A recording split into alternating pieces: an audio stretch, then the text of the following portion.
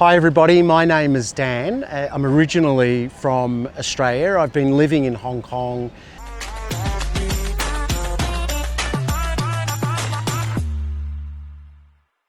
記得訂閱我哋屈機 TV 嘅頻道，留言讚好同埋分享俾身邊嘅朋友。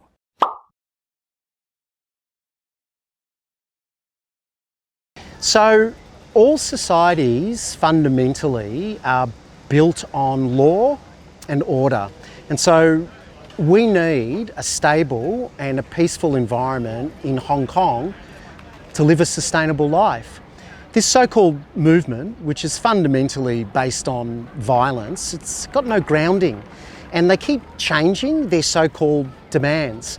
So look, if they're not happy with the government operations and the way of governance, that they should, instead of, causing violence and breaking things, they should think about joining the government and contributing. And that's probably a more healthy way forward.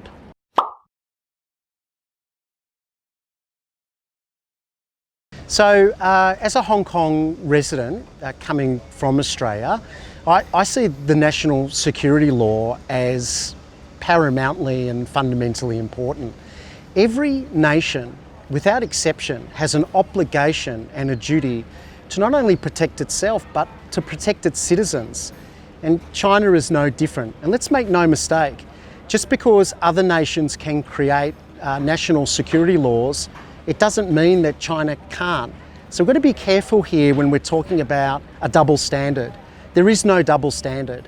I think this is a fantastic opportunity to have security in Hong Kong, to have security for China as a nation, and to restore peace and order back to Hong Kong society.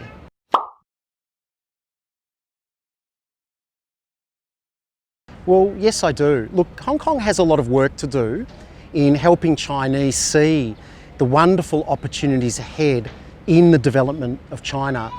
You only have to go across the border, and it's not very far, to cross the border into Shenzhen to see the wonderful opportunities and to see the development there and what's possible. And that's only a small part of what is actually going on in China. The opportunities that we have as a nation has really far-reaching effects to impact pretty much every industry and every discipline as part of a collective and an emerging renaissance. And I believe very strongly that China, but not only China, but China is going to have a leading role in this renaissance going forward for the whole planet.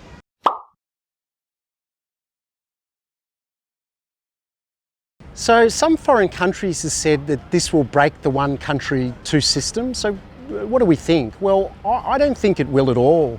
I think quite the opposite. I think this law will have a combining effect. With one country, we have an opportunity to explore healthy futures together, but in accordance with this idea of foundation of security and safety for all. Once we can have this foundation, the opportunities will emerge, and it's going to be fantastic opportunities for Hong Kong Chinese and for mainland Chinese and for the whole nation. So if anything, it's going to strengthen the opportunity for Hong Kong, and obviously it's going to play into the growth and the prosperity of China.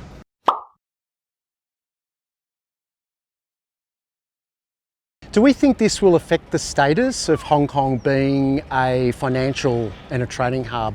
Well, I think it will, but not in a negative way, in a positive way. Because we'll restore safety and trust, that's going to have ramifications on every industry. And not only as a financial hub, but as an innovation hub, as a technology hub, and in a lot of other industries. The people will see that Hong Kong is an important part of doing business in China. It's an important part regionally, and it's an important part as a planet as we look at the renaissance together of building a sustainable future.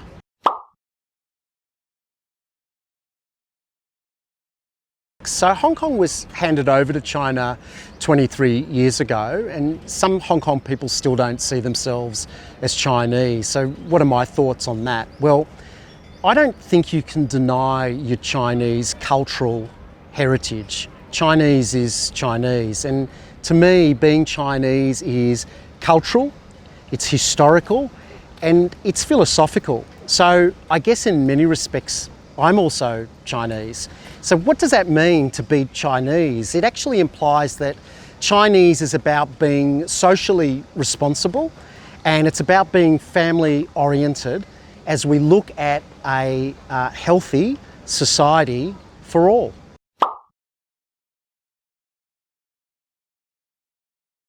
Hi everybody, my name is Dan. I'm originally from Australia. I've been living in Hong Kong for close to 22 years now. I've accepted to do this interview because I really believe in the future of China. I think what's been going on in Hong Kong roughly for the last year or so has been provoked by certain forces who are looking to destabilise Hong Kong and also destabilise China within the region. I think we have a huge opportunity to get this under control, hence my support of the national security law, and not only get it under control, but to create a foundation of safety and trust so that we can get on and all together start building a better and a healthier future together. So I've come out because I'm a big fan of what's going to happen in terms of remodelling the now and remodelling the future.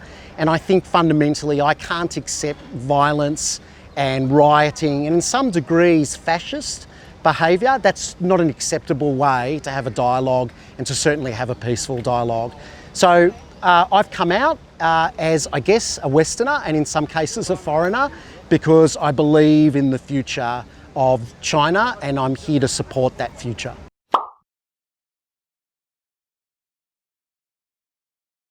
Look, I hope my voice is heard. I know a lot of people that are so-called the silent majority.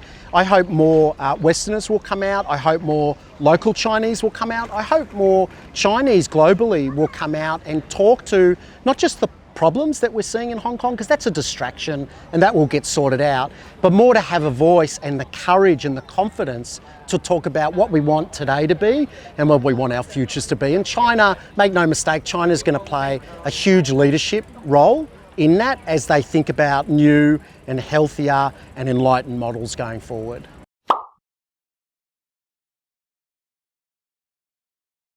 So the question is, can my voice have a counterbalance voice with the mass media? I mean, the mass media, mass is a very big word. I'm just one person.